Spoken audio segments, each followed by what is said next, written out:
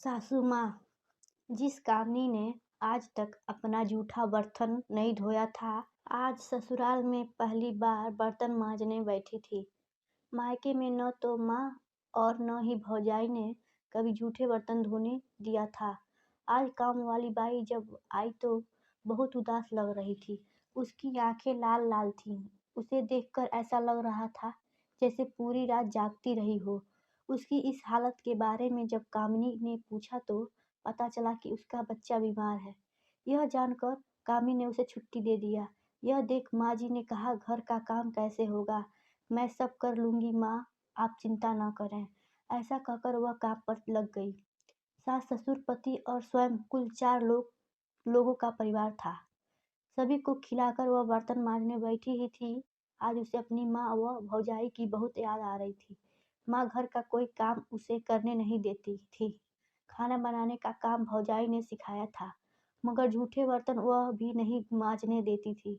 पहली बार बर्तन मांजने की झिझक जा नहीं रही थी। बहू घर में कढ़ाई दो है न? तभी उसे सासू माँ की आवाज़ सुनाई दी। हाँ, दो है, एक जूठा है, एक साफ किचन की ऊपर रैक पर रखी है। मगर कढ़ाई का क्या करना है? उसने पूछा था। हलवा खाने का मन कर रहा है, आकर के जरा हलवा बना दो।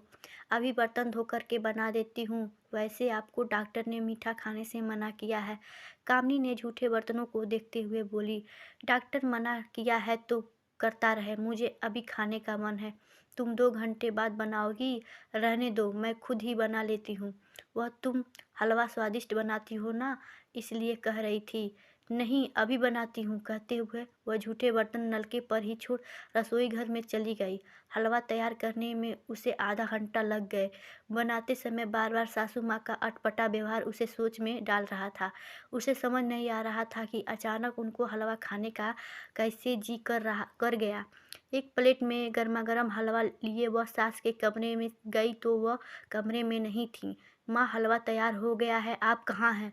उसने आवाज़ लगाया। 2 प्लेट में निकाल कर लाओ, एक मेरे लिए, एक अपने लिए। सास माँ की आवाज़ नलके के पास से आई थी।